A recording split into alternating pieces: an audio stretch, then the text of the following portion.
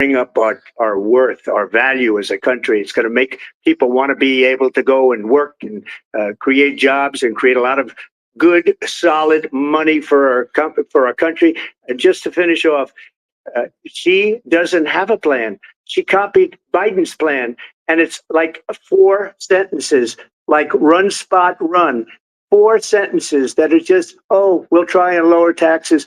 She doesn't have a plan. Take a look at her plan. She doesn't have a plan.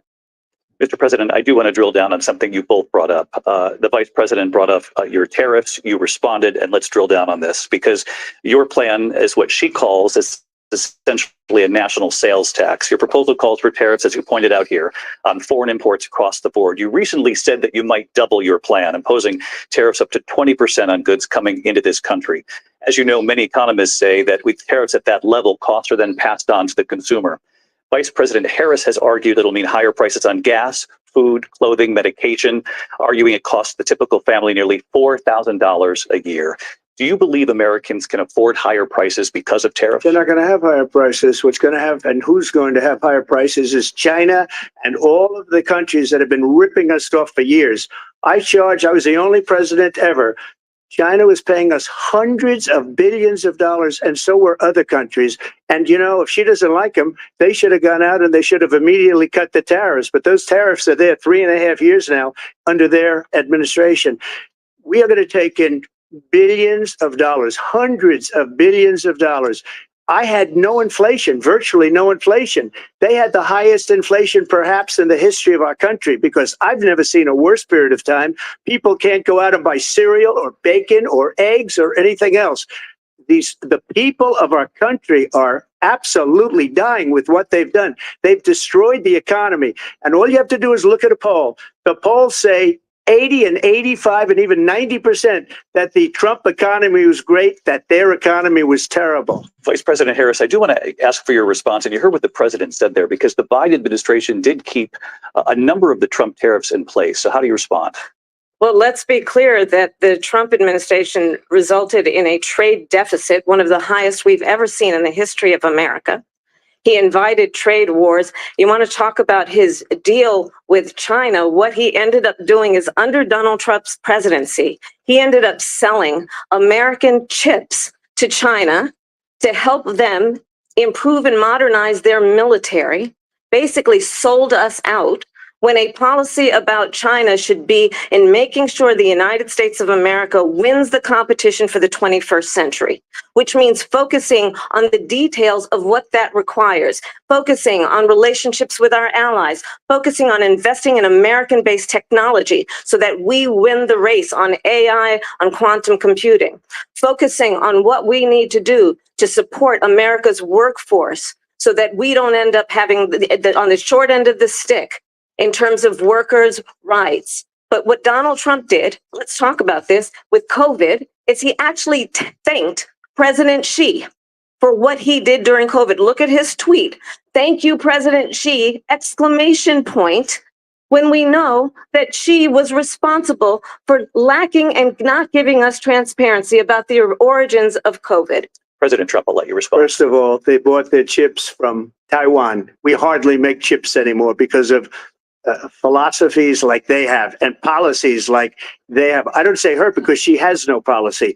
Everything that she believed 3 years ago and 4 years ago is out the window. She's going to my philosophy now. In fact, I was going to send her a MAGA hat.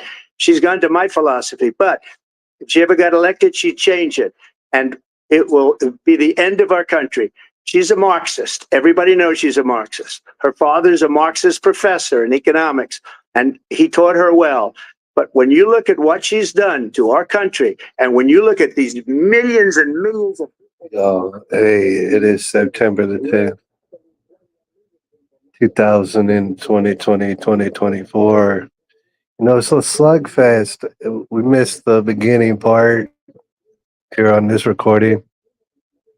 I was watching it, and I was hoping they'd give me a pause by now. You know how TV is, like ABC. I figured, damn, dude, you'd probably be running a commercial by now, I would figure.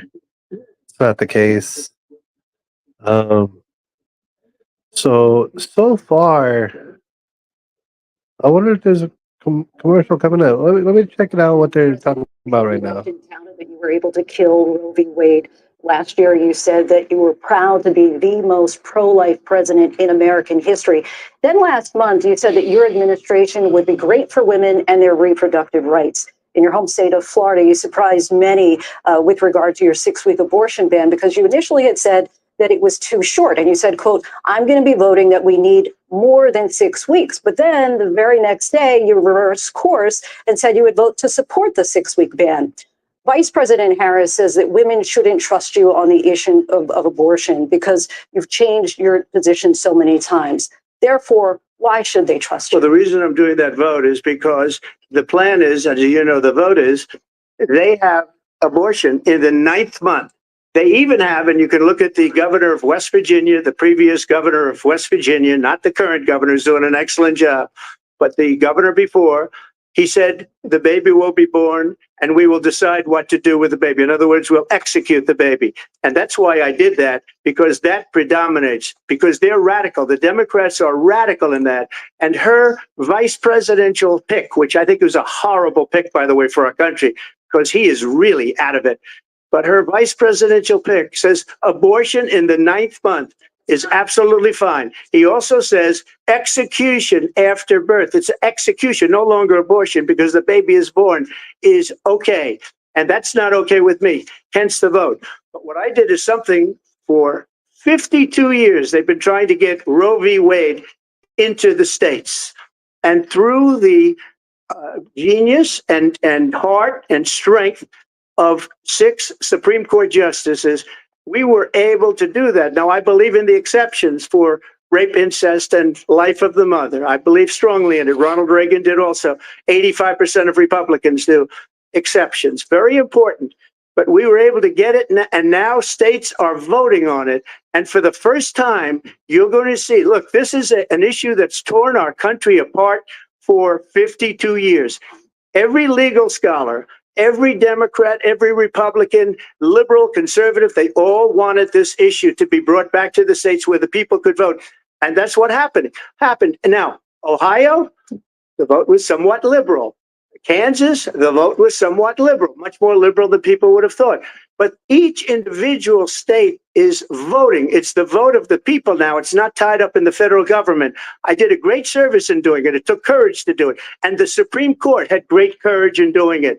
And I give tremendous credit to those 6 justices. There is no state in this country where it is legal to kill a baby after it's born. Madam Vice President, I want to get your response to President Trump. Well, as I said, you're going to hear a bunch of funny. lies, and that's not actually a surprising fact. Let's understand how we got here. Donald Trump hand-selected 3 members of the United States Supreme Court with the intention that they would undo the protections of Roe v. Wade.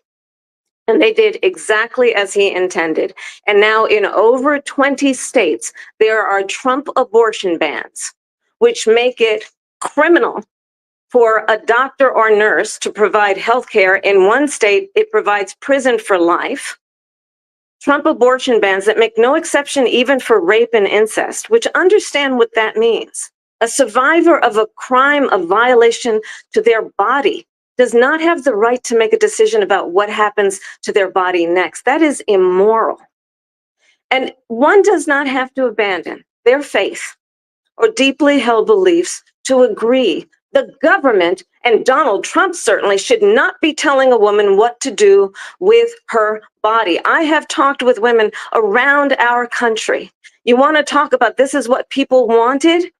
Pregnant women who want to carry a pregnancy to term, suffering from a miscarriage, being denied care in an emergency room because the healthcare providers are afraid they might go to jail, and she's bleeding out in a car in the parking lot. She didn't want that. Her husband didn't want that. A 12 or 13-year-old survivor of incest being forced to carry a pregnancy to term. They don't want that. And I pledge to you, when Congress passes a bill to put back in place the protections of Roe v. Wade, as President of the United States, I will proudly sign it into law. But understand, if Donald Trump were to be reelected, he will sign a national abortion ban. Understand, in his Project 2025, there would be a national abortion, a monitor that would be monitoring your pregnancies, your miscarriages. I think the American people believe that certain freedoms, in particular the freedom to make decisions about one's own body, should not be made by the government. Thank you, Vice President Harris. Well, there she goes again. It's a lie. I'm not signing a ban, and there's no reason to sign a ban because we've gotten what everybody wanted. Democrats, Republicans, and everybody else, and every legal scholar wanted it to be brought back into the states, and the states are voting. And it may take a little time, but for 52 years, this issue has torn our country apart, and they've wanted it back in the states. And I did something that nobody thought was possible. The states are now voting. What she says is an absolute lie. And as far as the abortion ban, no, I'm not in favor of abortion ban, but it doesn't matter because All right, so these people ain't pausing; they just keep going. They just keep going into it. So I thought, maybe they would pause. So I gave it a little bit of an introduction. I'm like everybody else. Checking out this debate. I gotta say, kind of impressed. I gotta admit, and not to say that Kamala is smart or anything like that, but there's a certain kind of talent and intellect that you need to be a good actor. Like if you're on Law and Order, those people can act good. They act a lot better than other people, typically because they're paid to do so. It's kind of like their living. So they get real good at it. Kamala's pretty dang good at it. Right. And I wanted to mention a couple of things. Like number one, I don't know what's up with Kamala and her dad. Donald Trump mentioned it earlier. Her dad was a Marxist professor and this and that. And that's why she's a Marxist. And that could be the case, but it makes me wonder because, as I've heard, it's like actually they were estranged, her from her father. One of those typical cases in which the children become estranged from their father for like most of her life. So perhaps she's chasing the dreams of her father just like Obama did. Feel me? But I thought I would jump on, because I'm watching this stuff too. I'm just sitting here watching it. People might want my insight on it. Like, I remember years ago calling Kamala Harris a very unpopular drunken floozy, I called her. I said, if I've ever seen a drunken floozy in my whole life, Kamala Harris, and this is back, I'll just let you know, this is back before, like, she ever had a chance, right? There was a time in which Kamala Harris did not stand a chance and everybody knew it because nobody liked her. That time absolutely did exist. And so, it's so odd to think that, these years down the road, whoever you see, it seems, maybe just for a short time, whoever you see who's the worst possible candidate, who nobody likes, you see from here on out, bet your bottom dollar that's their candidate. That's the person they're going with. An underdog story, if I ever seen it, the most unpopular Democrats that ever existed competing with Hillary Clinton, stuff like that. So real briefly, I want to go back to them talking. I don't think they're going to pause. And so we're missing stuff. But real quick, I got to say, Kamala, kind of impressive that she's hanging in there. At first, you could tell her nerves were getting her. But it's like anything else, you get your nerves about you. You start answering better and talking better. She's talking pretty good, of course. She's an actress. Like this, these are all lines that she's basically memorized.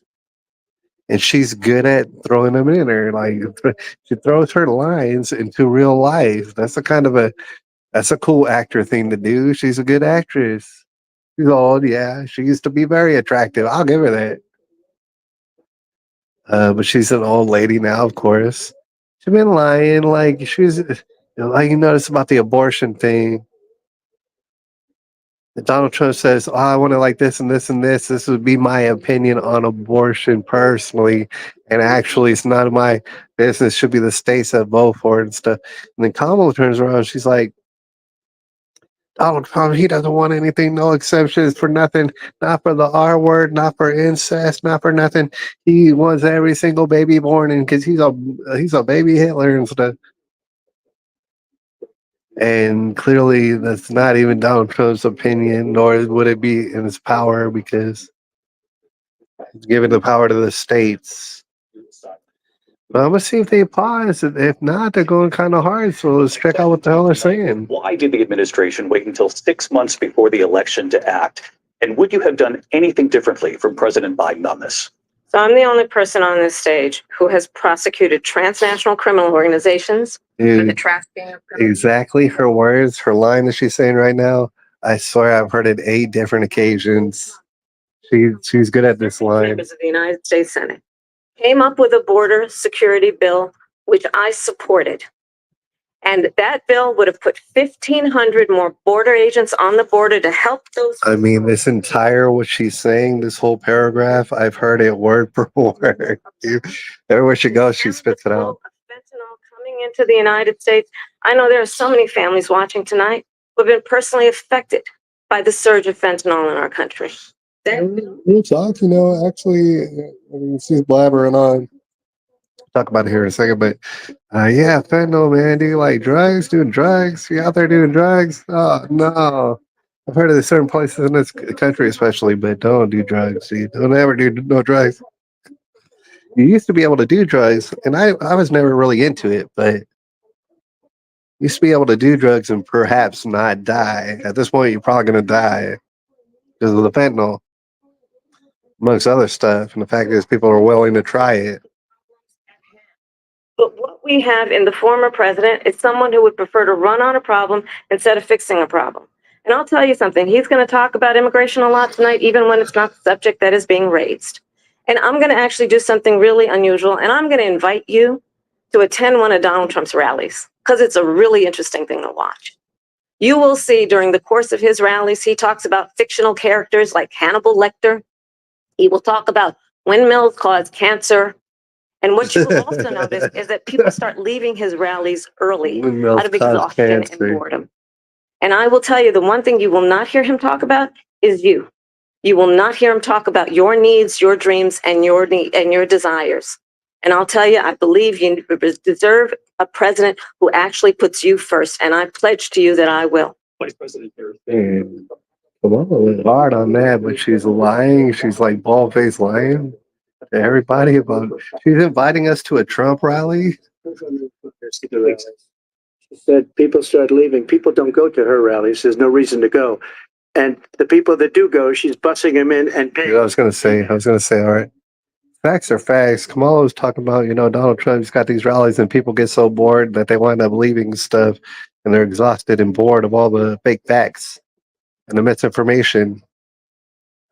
She said his crowd started leaving early. Okay, from what I understand, and I know it seems perfectly clear, people who go to Donald Trump rallies, they go there specifically to see Donald Trump and hang on his every word until he stops talking. So what the hell are you talking about? Kamala's like, you wonder, what are you talking about? He's not talking about anything, dude. Like, they came to see Donald Trump talk. They're going to see him talk as much as possible. That's the whole point, but Kamala doesn't even get crowds. They say Donald Trump's a weirdo because he thinks crowds are a good sign. Yeah, it's a good sign.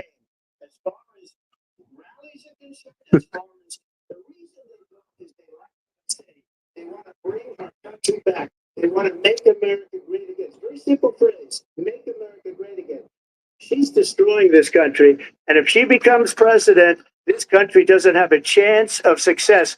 Not only success, will end up being Venezuela on steroids. I just want to clarify here. You bring up Springfield, Ohio, and ABC News did reach out to the city manager there. He told us there have been no credible reports of specific claims of pets being harmed, injured, or abused by individuals within the immigrant community. Well, I've seen people on television. Let me just say here, this is The people on television say clear- my dog was taken and used for food. So maybe he said that, and maybe that's a good Yeah. thing to say for a city manager. I'm not taking this from But the television. people I'm on taking it from television the city say their manager. dog was eaten by the people that went there. Again, the Springfield city manager says there's no. That's why. So I'll let you respond to the rest of what you've heard. Talk about extreme.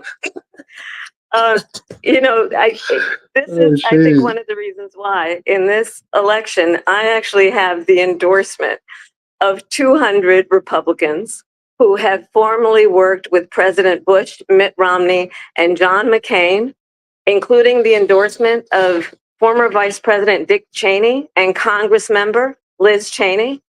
And if you want to really know, She's bragging right now about all sort of warmongers endorsing her, and she's bragging all about it. just ask people who have worked with him. His former chief of staff, a 4-star general, has said he has contempt for the Constitution of the United States. His former national security advisor has said he is dangerous and unfit. His former Secretary of Defense has said the nation, the Republic, would never survive another Trump term. And when we listen to this kind of rhetoric, when the issues that affect the American people are not being addressed, I think the choice is clear in this election. President Trump, I'll give you a quick minute to respond. Yeah. Here. Thank you. Because when I hear that, see, I'm a different kind of a person. I fired most of those people. Not so graciously. They did bad things or a bad job. I fired them. They never fired one person. They didn't fire anybody having to do with Afghanistan and the Taliban and the 13 people who's were just killed, viciously and violently killed. And I got to know the parents and the family. They didn't fire. They should have fired all those generals, all those top people, because that was one of the most incompetently handled situations anybody has ever seen. So when somebody does a bad job, I fire him. And you take a guy like Esper, he was no good, I fired him. So he writes a book. Another one writes a book, because with me, they can write books. With nobody else can they? But they have done such a poor job, and they never fire anybody. Look at the economy. Look at the inflation. They didn't fire anybody. And Donald Trump said, "I'm so hard. When I fire you, you should write a book."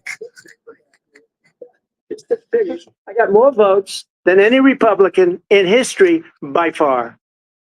In fact, I got more votes than any president, sitting president. I just want to mention, just real quick, Donald Trump said, "I'm so hard. If I fire you, you might as well write a book and make some money off it. That's how hard I go in the paint." I was like, "Oh, this is extreme." He says Haitians are eating dogs and cats up in Springfield, Ohio. So like somebody not paying attention. This all sounds like gibberish. Man, we got to check this out. How is Donald Trump going to deport all sort of illegal immigrants? We really need to check out his statement on this. Because of them. They allowed criminals, many, many millions of criminals. They allowed terrorists. They allowed common street criminals. They allowed people to come in, drug dealers, to come into our country. And they're now in the United States and told by their countries like Venezuela, don't ever come back or we're going to kill you. You know that crime in Venezuela and crime in countries all over the world is way down. You know why? Because they've taken their criminals off the street and they've given them to her to put into our country. And this will be one of the greatest mistakes in history for them to allow. And I think they probably did it because they think they're going to get votes, but it's not worth it because they're destroying the fabric of our country by what they've done. There's never been anything done like this at all. They've destroyed the fabric of our country. Millions of people let in, and all over the world, crime is down all over the world except here. Crime here is up and through the roof. Despite their fraudulent statements that they made, crime in this country is through the roof. And we have a new form of crime. It's called migrant crime. And it's happening at levels that nobody thought possible. President Trump, as you know, the FBI says overall violent crime is actually coming down in this country. But Vice Excuse President me, the Harris, I'll FBI give you defrauded. They were defrauding statements. They didn't include the worst cities. They didn't include the cities with the worst crime. It was a fraud, just like I gotta admit, if you're somewhat aware, like if you're a very aware person and you're reasonable and you say you like America and you live in America, if you're aware, you know that everything Donald Trump is saying is straight facts, hot fire, nothing but the facts. These are facts that we've been known. So there is that, and Kamala is lying, right? Lying like a dog on the porch. But if they like you were completely unaware, you'd be looking at him and say, Kamala's doing a pretty decent job. Like, she's pretty good at saying these words. I mean, she is lying, but she's doing it well. She's doing it well, and I really do want to admit that. At the same time, if I'm an alien, maybe I don't know, but if I'm a human being, hypothetically, and I'm watching it, I want the guy, the confident looking man saying stuff. I don't want this woman, appealing to my emotions or some stuff. It's not about my emotions, right? You need to run the country. So that's where I stand right now. With the same old tired playbook. Vice President Harris. excuse me, every one of those cases was started by them against their political opponent. And I'm winning most of them, and I will win the rest on appeal. And you saw that with the decision that came down just recently from the Supreme Court. I'm winning most of them. But those are cases, it's called weaponization. Never happened in this country. They weaponized the Justice Department. Every one of those cases was involved with the DOJ, from Atlanta and Fani Willis to the Attorney General of New York and the DA in New York. Every one of those cases. And then they say, oh, he's a criminal. They're the ones that made them go after me. By the way, Joe Biden was found essentially guilty on the documents case. And what happened in my documents case? They said, oh, that's the toughest of them all. A complete and total victory. 2 months ago, it was thrown out. It's weaponization, and they used it, and it's never happened in this country. They used it to try and win an election. They're fake cases. President Trump, thank you. A really quick response here, Vice President Harris, on this notion of weaponization of the Justice Department. Well, let's talk about extreme and understand the context in which this election in 2024 is taking place.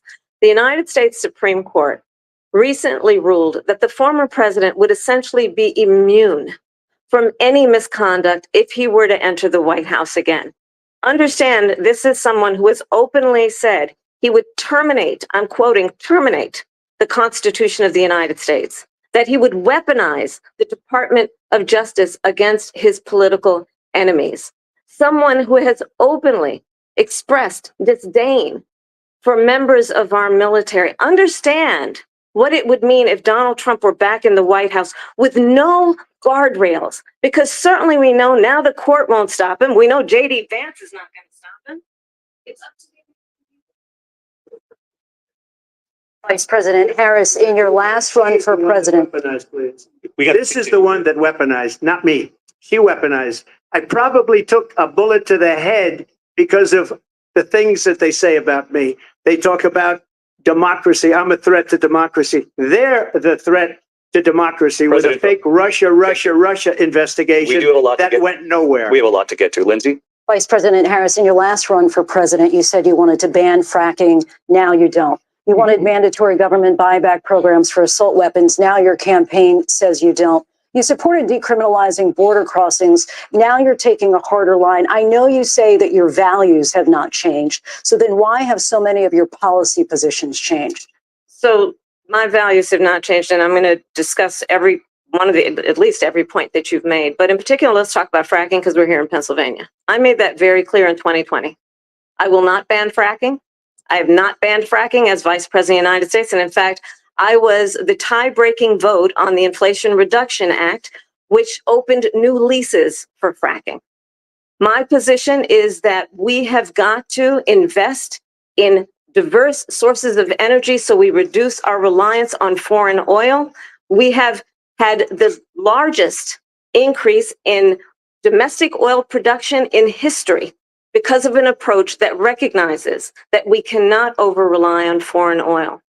As it relates to my values, let me tell you, I grew up a middle-class kid raised by a hardworking mother who worked and saved and was able to buy our first home when I was a teenager.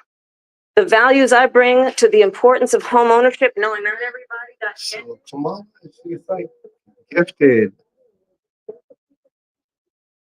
Give her flowers when it comes to acting because, like, just like I said, like, very decent performance. I gotta say, one of her strong points, I think, and she's doing it right now, for example. In high school who was sexually assaulted by her stepfather. Yeah, okay. So, what it seems like Kamala, what she tries to do, and she's doing pretty good as far as it goes right now, is she hopes to answer an answer that's so long and like a maze. The answer that she gives, it goes on and on. It has different elements brought into it. I'm thinking, well, it'd be tough, but you could memorize such a extensive monologue, if you will. What she hopes that you'll do, and you probably will do, is completely forget the question that she was even being asked.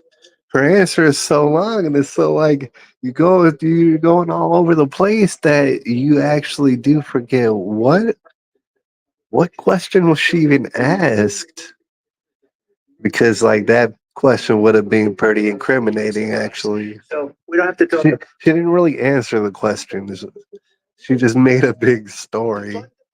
She's been against that forever. She gave all that stuff up very wrongly, very horribly, and everybody's laughing at it, okay? They're all laughing at it. She gave up at least 12 and probably 14 or 15 different policies. Like, she was big on defund the police. In Minnesota, she went out, wait a minute, I'm talking now.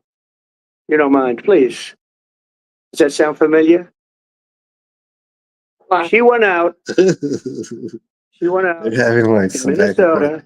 She's And talking wanted to like let under her criminals breath. that killed people, that burned down You know what I'm Minneapolis. saying? She went out and raised money to get them out of jail. So Donald She Trump's did talking. things that nobody You would ever probably think didn't of. hear her. Now she wants to She's do like transgender of course, operations on illegal shaking aliens her that are in head, prison. This furrowing is a her brow, radical left liberal kind of thing. that would do this. She wants to confiscate your guns, and she will never allow fracking in Pennsylvania.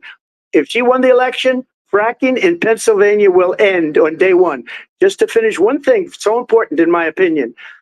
So I got the oil business going like nobody has ever done before.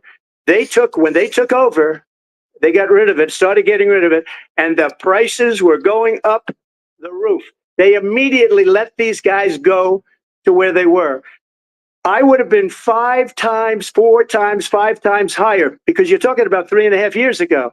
They got it up to where I was because they had no choice, because the prices of energy were quadrupling and doubling. You saw what happened to gasoline. So they said, let's go back to Trump. But if she won the election, the day after that election, they'll go back to destroying our country, and oil will be dead. Fossil fuel will be dead. We'll go back to windmills, and we'll go back to solar, where they need a whole desert to get some energy to come out. You ever see a solar plant? By the way, I'm a big fan of solar, but they take 400, 500 acres of desert President soil. Trump, we have a These lot are of not good issues things that we for the have to get environment, to. as she We're out of time. understands. Thank you. Lindsay, thank you. We have an election in just 56 days. And I want to talk about the peaceful transfer of power, which, of course, we all know is a cornerstone of our democracy, and the role of a president in a moment of crisis. Mr. President, on January 6th, you told your supporters to march to the Capitol. You said you would be right there with them. The country and the world saw what played out at the Capitol that day, the officers coming under attack. Aides in the West Wing say you watched it unfold on television off the Oval Office. You did send out tweets, but it was more than 2 hours before you sent out that tweet. Kind of like old school, kind of seasoned question, obviously from years ago. Never going to stop talking about January the 6th, but it's kind of important to hear what he says about this. During my speech, not later on. peacefully and patriotically. And nobody on the other side was killed. Ashley Babbitt was shot by an out of control police officer that should have never, ever shot her. It's a disgrace. But we didn't do this group of people that have been treated so badly. I ask, what about all the people that are pouring into our country and killing people that she allowed to pour in? She was the border czar. Remember that. She was the border czar. She doesn't want to be called the border czar because she's embarrassed by the border. In fact, she said at the beginning, "Oh, I'm surprised you're not talking about the border yet." That's because she knows what a bad job they've done. What about those people? When are they going to be prosecuted? When are these people from countries all over the world, not just South America? They're coming in from all over the world, David, all over the world. And crime rates are down all over the world because of it. But when are those, David, when are those people going to be prosecuted? When are the people that burned down Minneapolis going to be prosecuted? Or in Seattle? They went into Seattle. They took over a big percentage of the city of Seattle. When are those people going to be prosecuted? But let me just ask. You might ask her that question. You were the president. You were watching it unfold on television. It's a very simple. He told the guy what question to ask Kamala. Guy, I guess his name is David. David wasn't having it. Nothing to do with that other than they asked me to make a speech. I showed up for a speech. I said, I think it's going to be big. I went to Nancy Pelosi and the mayor of Washington, D.C., and the mayor put it back in writing, as you know. I said, this is going to be a very big rally or whatever you want to call it. And again, it wasn't done by me. It was done by others. I said, I'd like to give you 10,000 National Guard or soldiers. They rejected me. Nancy Pelosi rejected me. It was just 2 weeks ago. Her daughter has a tape of her saying she is fully responsible for what happened. They want to get rid of that tape. It would have never happened if Nancy Pelosi and the mayor of Washington did their jobs. I wasn't responsible for security. Nancy Pelosi was responsible. She didn't do her job. The question was about you as president, not about former Speaker Pelosi. But I do want Vice President Harris to respond here. Question was about January the 6th. He said it's not about Nancy Pelosi. Stop mentioning Nancy. Shut the fuck up about Nancy. January 6th, the mayor of Washington, D.C. as well. So talk about that. To desecrate our nation's capital. On that day, 140 law enforcement On that officers. day, the darkest day of American history, on that day, democracy was truly vulnerable. On that day, the worst day.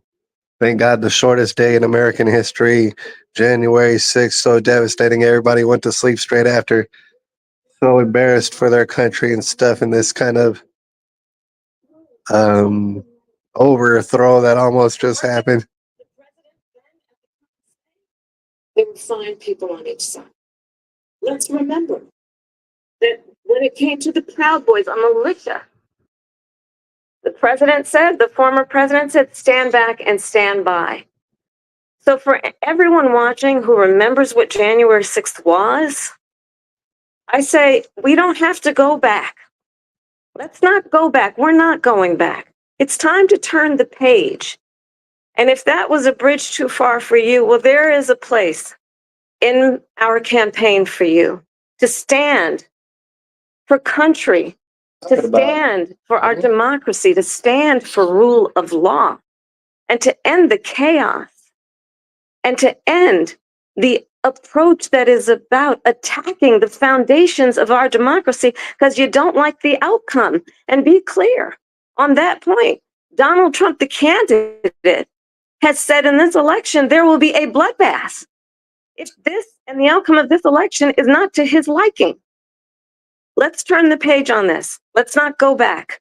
Let's chart a course for the future. So it's interesting because, if you weren't completely unaware of any of these things, what they're talking about, you'd be like, oh man, it's kind of even keeled in a sense. Like, I like the man more, obviously, if you didn't know who it was.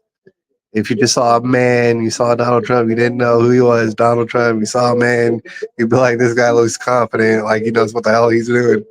Oh, here you got this lady, she talks real good, and she's pretty articulate.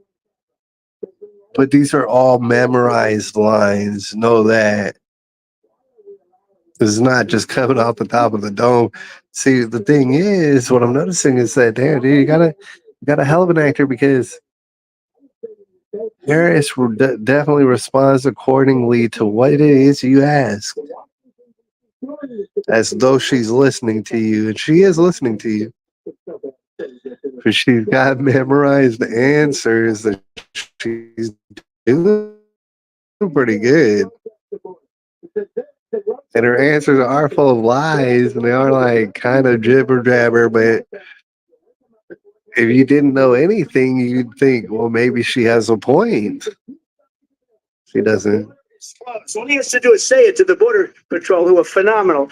If they do that, the border is closed. Mr. Those President, people are killing many people, unlike J6. we talked immigration here tonight. I do want to focus on this next issue to both of you because it really brings us this into focus, truth in these times that we're living in. Mr. President, for 3.5 years after you lost the 2020 election, you repeatedly falsely claimed that you won, many times saying you won in a landslide. In the past couple of weeks leading up to this debate, you have said, quote, you lost by a whisker, that you, quote, didn't quite make it, that you came up a little bit short. Are you now acknowledging that you lost in 2020? No, I don't acknowledge that at all. But I you said did that say that. sarcastically. But You know those- that. It was said, oh, we lost by a whisker. That was said sarcastically. Look, there's so much proof. All you have to do is look at it. And they should have sent it back to the legislatures for approval. I got almost 75 million votes, the most votes any sitting president has ever gotten. I was told if I got 63, which was what I got in 2016, you can't be beaten. The election, people should never be thinking about an election as fraudulent. We need two things. We need walls, and we have to have it. We have to have borders, and we have to have good elections. Our elections are bad. And a lot of these illegal immigrants coming in, they're trying to get them to vote. They can't even speak English. They don't even know what country they're in practically. And these people are trying to get them to vote. And that's why they're allowing them to come into our country. I did watch all of these pieces of video. I didn't detect the sarcasm, lost by a whisker, we didn't quite make it. We should just point out here as clarification, and you know this, you and your allies, 60 cases in front of many judges, many of them No judge Republican, looked at it. and said there They was said no we didn't have widespread fraud. standing. That's the other thing. They said we didn't have standing, a technicality. Can you imagine a system where a person in an election doesn't have standing? The president of the United States doesn't have standing. That's how we lost. If you look at the facts, and I'd love to have you do a special on it, I'll show you Georgia, and I'll show you Wisconsin, and I'll show you Pennsylvania, and I'll show you, we have so many facts and statistics, but you know what? That doesn't matter because we have to solve the problem that we have right now. That's old news. And the problem that we have right now is we have a nation in decline, and they have put it into decline. We have a nation that is dying, David. Mr. President, thank you. Vice President Harris, you heard the president there tonight. He said he didn't say that he lost by a whisker. So he still believes he did not lose the election that was won by President Biden and yourself. But I do want to ask you about something that's come up in the last couple of days. This was a post from President Trump about this upcoming election just weeks away. He said, when I win, those people who cheated, and then he lists donors, voters, election officials, he says will be prosecuted to the fullest extent of the law, which will include long-term prison sentences. One of your campaign's top lawyers responded saying, we won't let Donald Trump intimidate us. We won't let him suppress the vote. Is that what you believe he's trying to do here? Donald Trump was fired by 81 million people. So let's be clear about that. And clearly he is having a very 81 million people. we cannot afford to have a president of the United States who attempts, as he did in the past, to upend the will of the voters in a free and fair election. And I'm going to tell you that I have traveled the world as vice president of the United States, and world leaders are laughing at Donald Trump. I have talked with military leaders, some of whom work with you, and they say you're a disgrace. And when you then talk in this way in a presidential debate and deny what over and over again are court cases you have lost because you did in fact lose that election, it leads one to believe that perhaps we do not have in the candidate to my right the temperament or the ability to not be confused about fact. That's deeply troubling, and the American people deserve better. I'll give you 1 minute to respond, Mr. President. Let me just say about world leaders. Viktor Orban, one of the most respected men, they call him a strong man. He's a tough person, smart. Prime Minister of Hungary. They said, why is the whole world blowing up? 3 years ago, it wasn't. Why is it blowing up? He said, because you need Trump back as president. They were afraid of him. China was afraid, and I don't like to use the word afraid, but I'm just quoting him. China was afraid of him. North Korea was afraid of him. Look at what's going on with North Korea, by the way. He said, hand of God on Donald Trump and stuff. That might get me kicked off YouTube for saying that, but the hand of God on Donald Trump just because, damn, dude, 78. It's like, if I didn't know, and you told me Donald Trump was 78, isn't he? I think he is 78 years old. I mean, I wouldn't believe it, or like I would believe it, but I'd be like, damn, dude, this dude's on fire for 78 years old, man. He looks like he's on fire for 78 years old. I don't expect any 78-year-old person to look anywhere as sharp while they're talking in public as Donald Trump. That dude is 78 years old, dude. It's the hand of God on Donald Trump. and you know what? I'll give you a little secret. He hates her. He can't stand her. But he got 14 million votes. They threw him out. She got 0 votes. And when she ran, she was the first one to leave because she failed. And now she's running. I don't understand it, but Mr. I'm okay with it because Your time I is up. think we're Thank going to you. do very well. We've got a lot more to get to. Turning now Yes. to the Israel-Hamas You know, war and the hostages. Israel and Hamas, they're about to talk about that, but just let me say, it's like, dude, they've been going for 45 minutes and stuff like that. They're going nonstop. It's like, dude, I thought this was ABC News. I thought you were on television. It's not television format. Are they going to commercial every now and again? Y'all haven't stopped. Y'all just keep talking, throwing out the issues. I wonder how long you're going to go for. It went for like 45 minutes straight right now. I'm going to go straight through. How long is that? Is there going to be like an intercession or whatever? Like, I'm dead serious. Is there? Not here. On October 7th, Hamas, a terrorist organization, slaughtered 1,200 Israelis. Many of them young people who were simply attending a concert. Women were horribly raped. And so, absolutely, I said then, I say now, Israel has a right to defend itself. We would. And how it does so matters, because it is also true far too many innocent Palestinians have been killed. Children, mothers. What we know is that this war must end. It must end immediately. And the way it will end is we need a ceasefire deal and we need the hostages out. And so we will continue to work around the clock on that. Work around the clock. You know what is your demands? You're like, dude, we want the hostages back, and then we didn't want to make them deal with you. All right. How hard is that? What do you mean you're working up to that? Do that. That's what you need to do. Oh, but you can't do that. If you could do that, you would have already done that, but you cannot do that. Obviously, you've proven you can't do that.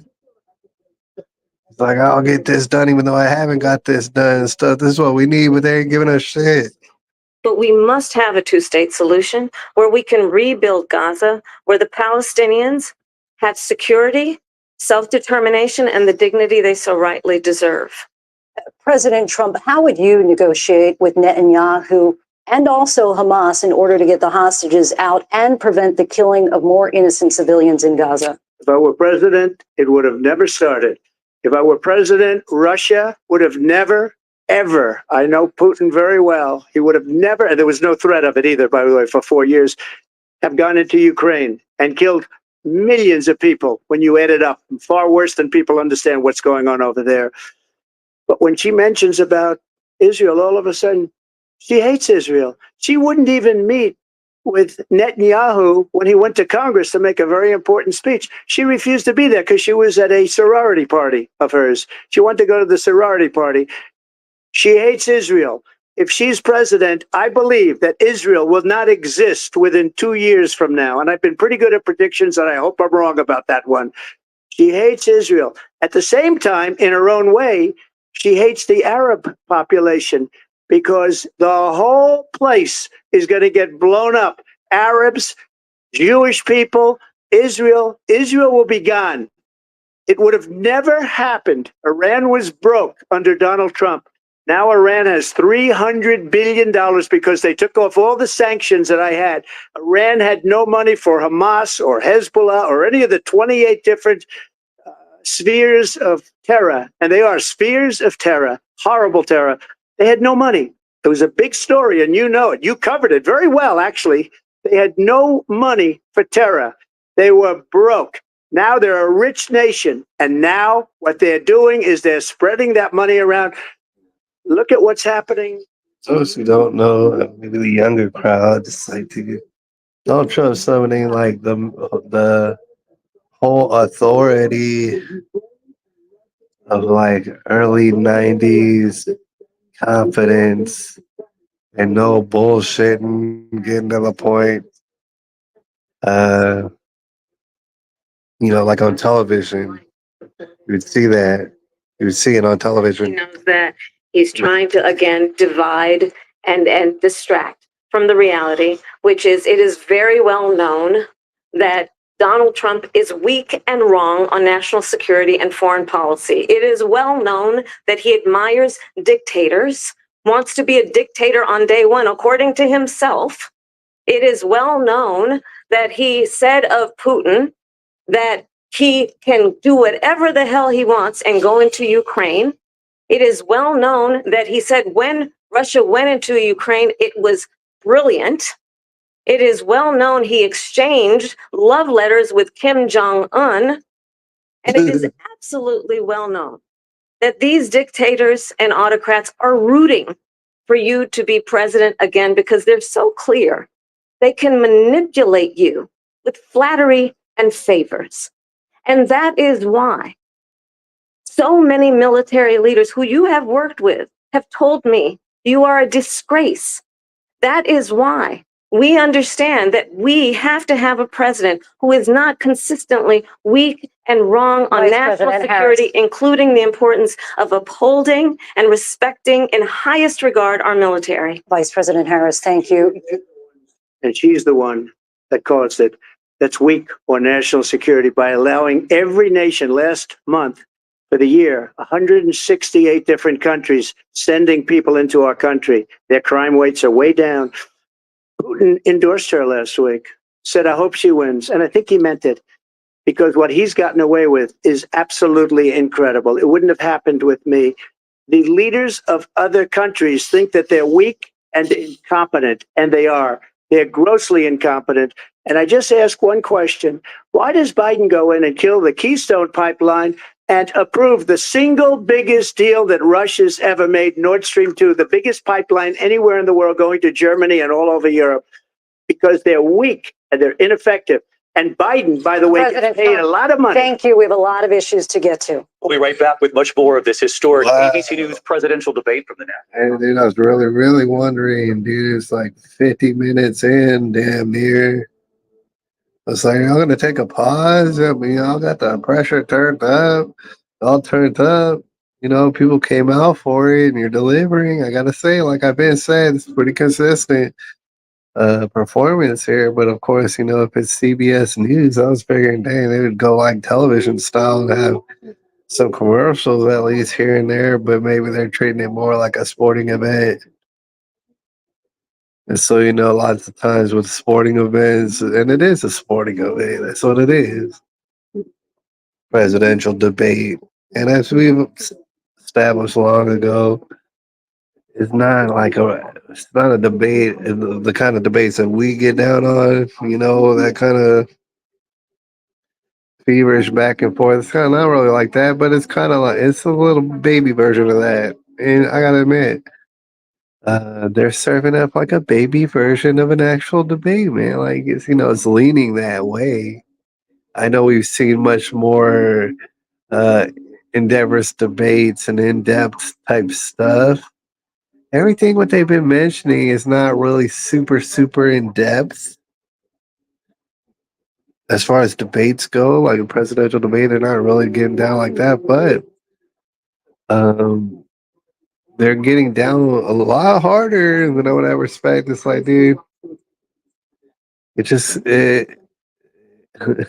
you know, while they got the commercial on, I want to just say it's like, you know, uh,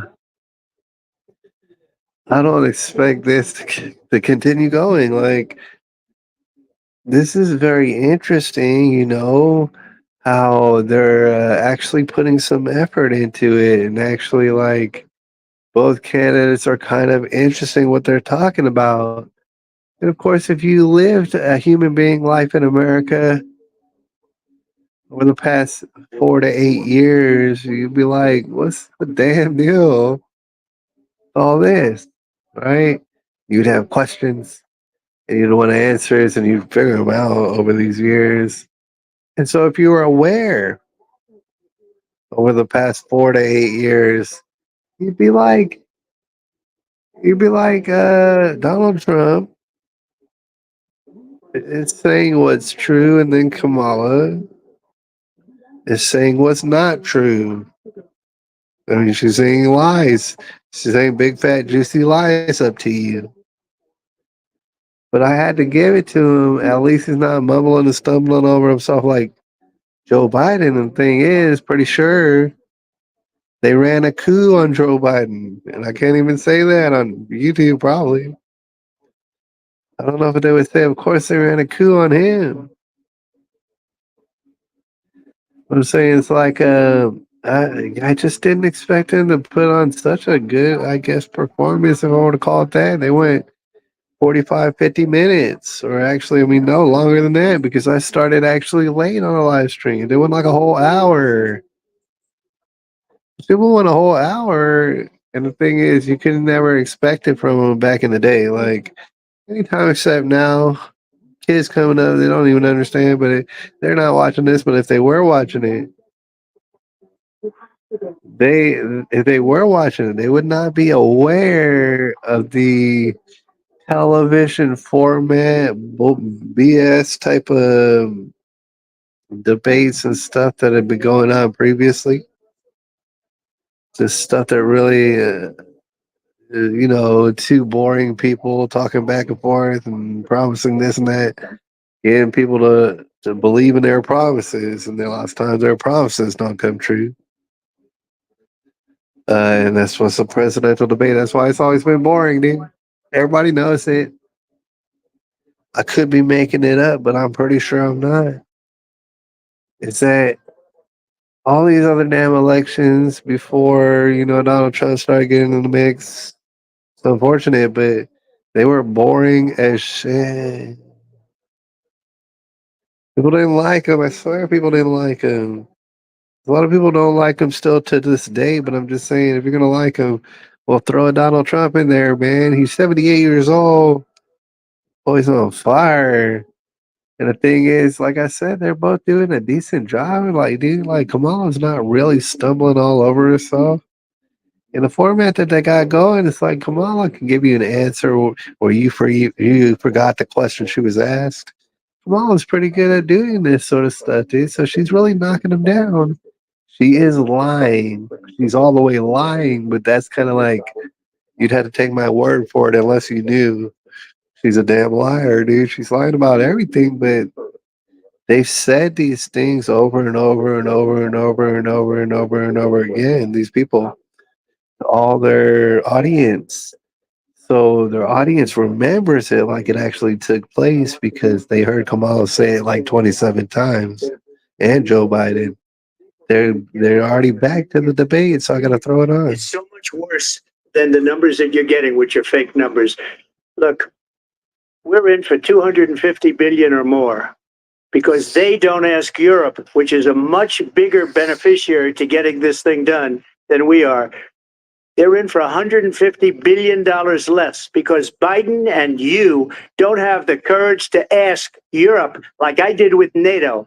They paid billions and billions, hundreds of billions of dollars when I said, either you pay up or we're not going to protect you anymore. So that's maybe one of the reasons they don't like me as much as they like weak people. But you take a look at what's happening. We're in for 250 to 275 billion. They're into 100 to 150. They should be forced to equalize. With that being said, I want to get the war settled. I know Zelensky very well, and I know Putin very well. I have a good relationship, and they respect your president. Okay, they respect me. They don't respect Biden. How would you respect him? Why? For what reason? He hasn't even made a phone call in 2 years to Putin. Hasn't spoken to anybody. They don't even try and get it. That is a war that's dying to be settled. I will get it settled before I even become president. If I win, when I'm president-elect, and what I'll do is I'll speak to one, I'll speak to the other, I'll get them together. That war would have never happened. And in fact, when I saw Putin after I left, unfortunately left because our country has gone to hell. But after I left, when I saw him building up soldiers, he did it after I left. I said, oh, he must be negotiating. It must be a good, strong point of negotiation. Well, it wasn't, because Biden had no idea how to talk to him. He had no idea how to stop it. And now you have millions of people dead, and it's only getting worse, and it could lead to World War III. Don't kid yourself, David.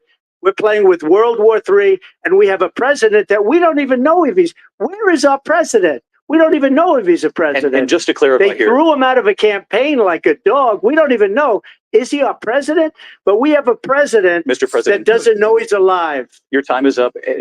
Just to clarify the question, do you believe He said, where's the president? Do we got a president? We got our president, doesn't even know he's alive or the president. Is he the president? To stop all of these human lives from being destroyed. I want to take this to Vice President Harris. I want to get your thoughts on support for Ukraine in this moment, but also as Commander in Chief, if elected, how would you deal with Vladimir Putin? And would it be any different from what we're seeing from President Biden? Well, first of all, it's important to remind the former president, you're not running against Joe Biden, you're running against me. I believe the reason that Donald Trump says that this war would be over within 24 hours is because he would just give it up. And that's not who we are as Americans. Let's understand what happened here.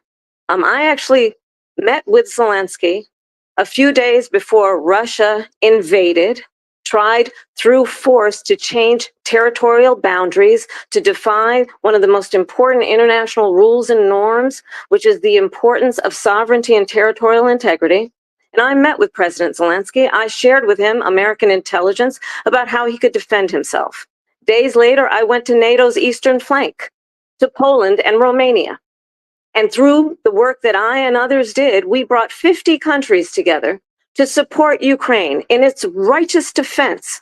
And because of our support, because of the air defense, the ammunition, the artillery, the javelins, the Abrams tanks that we have provided, Ukraine stands as an independent and free country. I said I totally forgot what the question was, dude. Kamala's good at this. She's pretty damn good. She's lying. 'Cause she's a liar, though. And that we understand the importance of the greatest military alliance the world has ever known, which is NATO, and what we have done to preserve the ability of Zelensky and the Ukrainians to fight for their independence. Otherwise, Putin would be sitting in Kyiv with his eyes on the rest of Europe, starting with Poland. And why don't you tell the 800,000 Polish Americans right here in Pennsylvania how quickly you would give up for the sake of favor and what you think is a friendship with what is known to be a dictator who would eat you for lunch. Vice President Harris, thank you. Hold We on. heard from both. We're talking about, she said something about dictator. We eat you for lunch. She's talking about over there in Haiti with that guy barbecue, or she might have been talking about Putin. It's going to eat Donald Trump. It's going to eat his lunch. He would have been sitting in Moscow, I guess much it'd be. happier than he is right It now. was Putin. It was not barbecue from Haiti. Other people don't have. He's got nuclear weapons. They don't ever talk about that. Got nuclear weapons. Nobody ever thinks about that. And eventually, maybe he'll use them, and maybe he hasn't been that threatening, but he does have that. Something we don't even like to talk about. Nobody likes to talk about it. But just so you understand, they sent her to negotiate peace before this war started. 3 days later, he went in and he started the war because everything they said was weak and stupid. They said the wrong things. That war should have never started. She was the emissary. They sent her in to negotiate with Zelensky and Putin. And she did. And the war started 3 days later. Vice And President, that's the kind of talent we have with her. She's worse than Biden. In my opinion, I think he's the worst president in the history of our country. She goes down as the worst vice president in the history of our country. But let me tell you something. She is a horrible negotiator.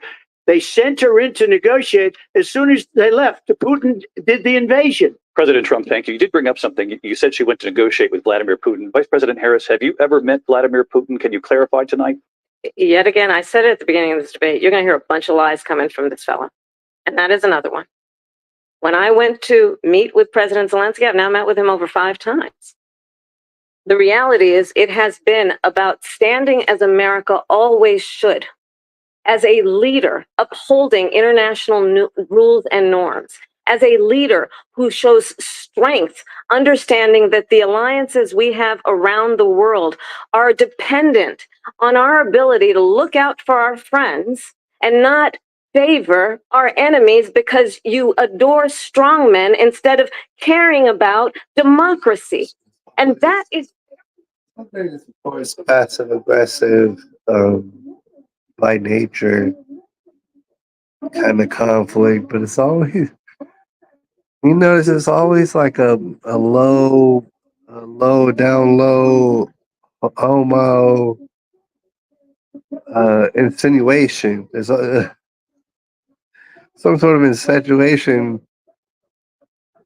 insinuation about your low profile homosexual preferences.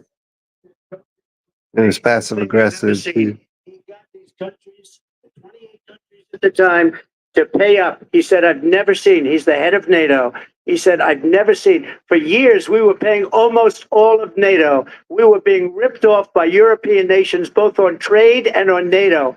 I got them to pay up by saying one of the statements you made before, if you don't pay, we're not going to protect you. Otherwise, we would have never gotten it. He said it was one of the most incredible jobs that he's ever seen done. Thank you. I want to turn to Afghanistan. It came up in the first hour of the debate, and we witnessed a poignant moment today on Capitol Hill, honoring the soldiers who died in the chaotic withdrawal from Afghanistan. I do want to ask the Vice President, do you believe you bear any responsibility in the way that withdrawal played out?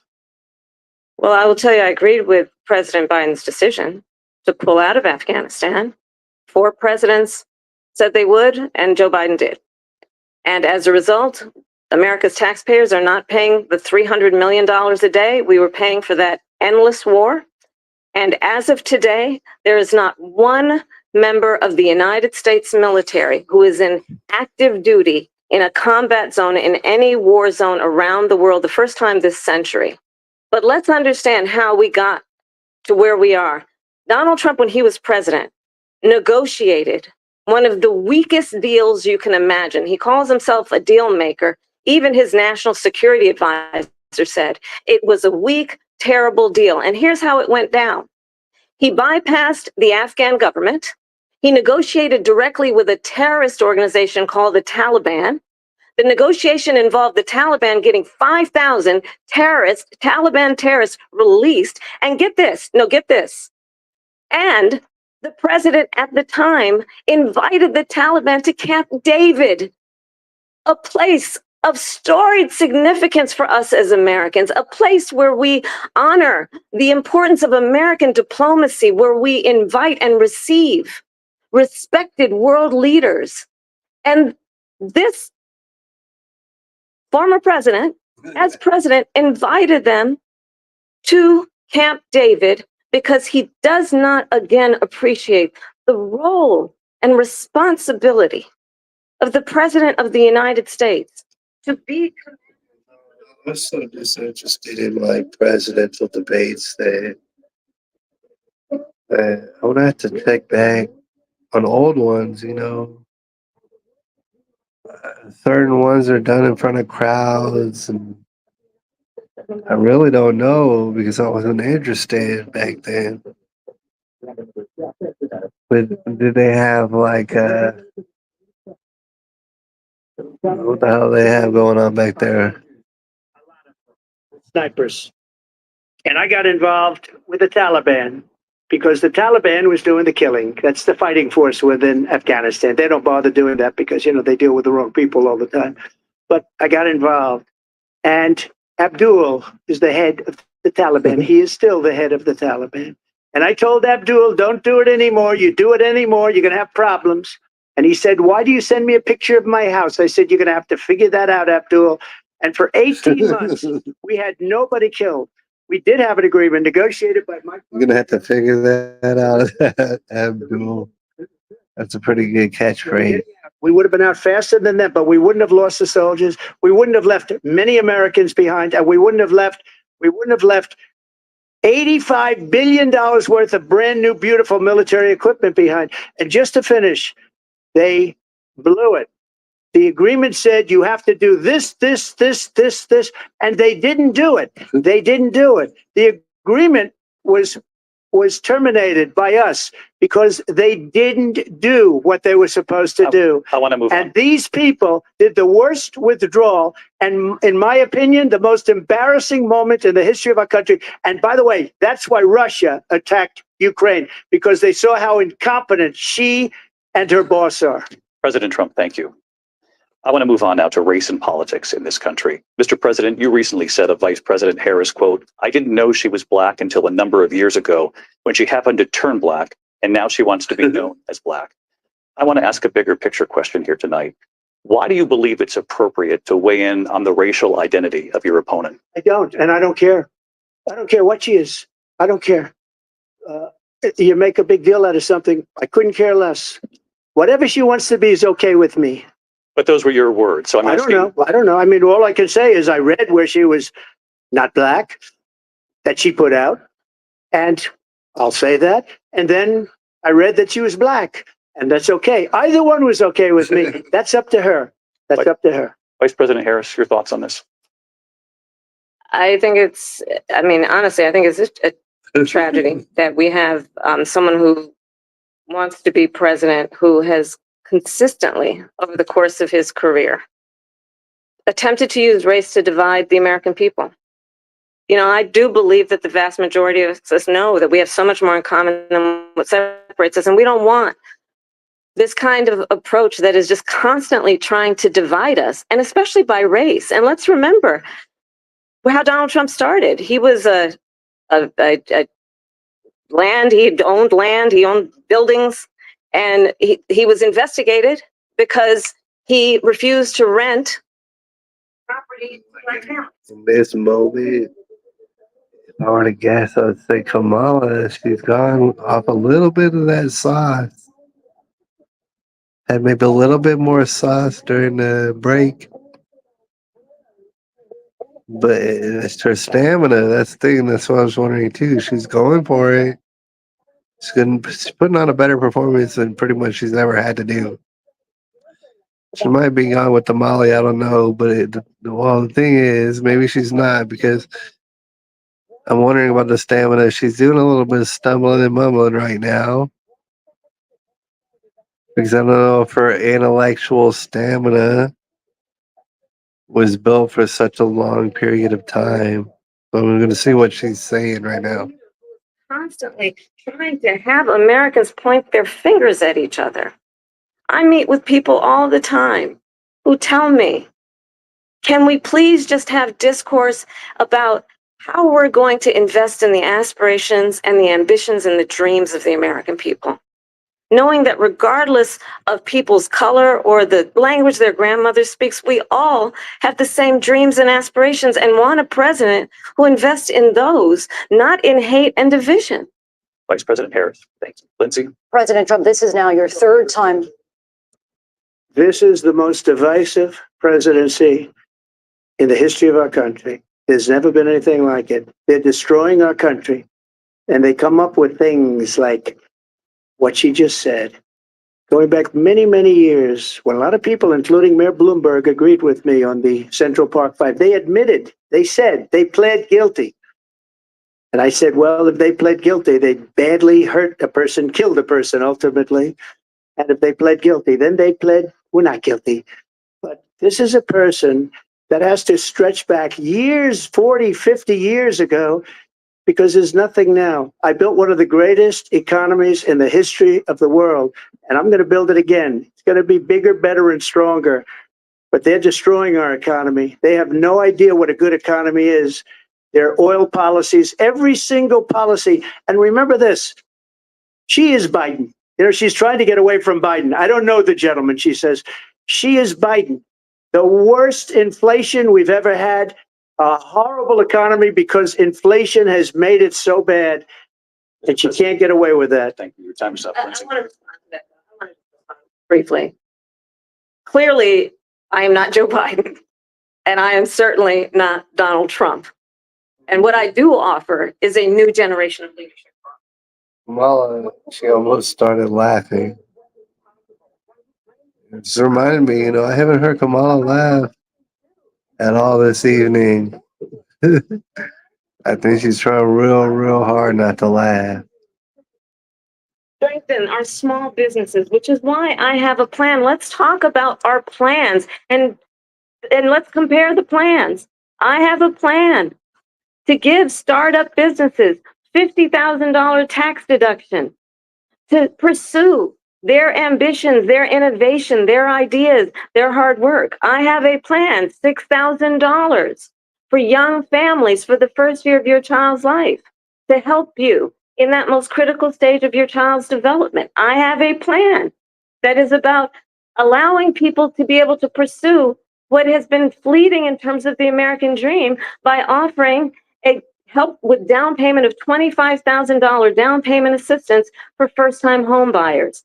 That's the kind of conversation, I believe, David, that people really want tonight, as opposed to a conversation that is constantly about belittling and name-calling. Let's turn the page Vice and President move Harris, forward. thank you. Let's turn to policy. President Let's turn Trump, back we to have to policy. move on. President Trump, Let's turn to policy, please. To defund the police. She has a plan to confiscate everybody's gun. President Trump, She we has do a have to plan move on to to other not allow issues. fracking in Pennsylvania or anywhere else. Okay. That's what her plan is until just recently. I just need to President respond. Trump, No, the President former Trump. president has said No, I'm something sorry. twice that I need to No, respond to. I'm sorry. I just We're need gonna to move on, respond Vice one President time Harris. to what he has President said. Really kind of spilling out over into like daytime court TV vibes. I mean, because these heavyweights have been going for a while. So now they're kind of brawling it out, it seems. Let's see how far Kamala can take it. Trump looks like he's vibrant. He ain't gotta stop. Remember this. I inherited Obamacare because Democrats wouldn't change it. They wouldn't vote for it. They were unanimous. They wouldn't vote to change it. If they would have done that, we would have had a much better plan than Obamacare. But the Democrats came up. They wouldn't vote for it. I had a choice to make when I was president. Do I save it and make it as good as it can be? Never going to be great. Or do I let it rot? And I felt I had an obligation, even though politically it would have been good to just let it rot and let it go away. I decided, and I told my people, the top people, and they're very good people. I have a lot of good people in that administration.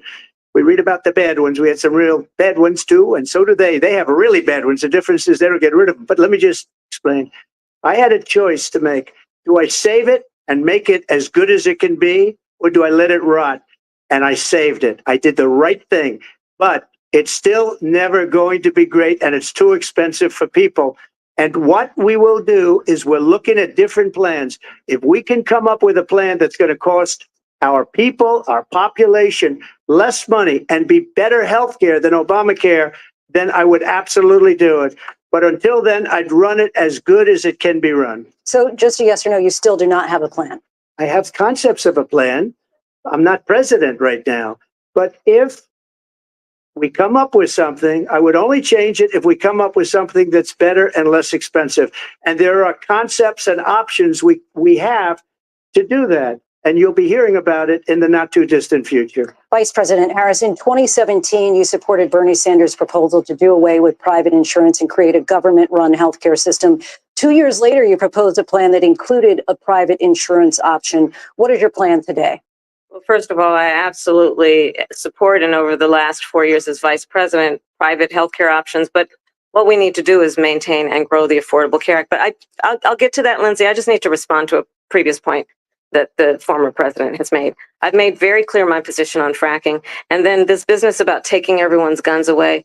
Tim Walz and I are both gun owners. We're not taking anybody's guns away. So stop with the continuous lying about this stuff. As it relates to the Affordable Care Act, understand, let's just look at the history to know where people stand. When Donald Trump was president, 60 times he tried to get rid of the Affordable Care Act. 60 times. I was a senator at the time. When I will never forget the early morning hours when it was up for a vote in the United States Senate. And the late, great John McCain, who you have disparaged as being, you don't like him, you said at the time, because he got caught. He was an American hero. The late, great John McCain. Gosh, it's been a pleasure. It's like what? An hour and 20 minutes in. I don't know how long they're gonna go. If anything, I would say, an hour and 30 minutes. That's what I would say. They're gonna go the distance, which I guess would be 2 full hours. That take my breath away, dude, to be honest with you. So I don't think they have it in them. But maybe they do. Thing is, it's 9:30 at the night time. It's like kind of my bedtime, go to sleep. I want to go to sleep. It's very interesting, and everything what's going on is very interesting. It's even more interesting now because now there's stamina comes into play. You can't. How long can you stand there and just spit hot fire at somebody and remain vibrant and stuff like that, and supposedly answer questions sometimes? Like, I mean, this really does, as you should understand, take a lot of stamina. Now you got a little stumbling from each one. Donald Trump doesn't have much stumble in him, but the time you might after a while. So the thing is, I want to get out of here though. I'm gonna have to cut off the camera, and tomorrow we're gonna have probably a stream, but like not like this one, more like hands-on type it. Maybe even talking about this one. But I'm gonna have to see how the end goes. And so I gotta get out of here, right? I don't know how long it's gonna go on. I'm shocked and amazed that it went on for so long as it already has. I'll holla at you tomorrow on a live stream. I'll be there. All right. I might not, but I think I will. I'm gonna try real hard. I'll holla.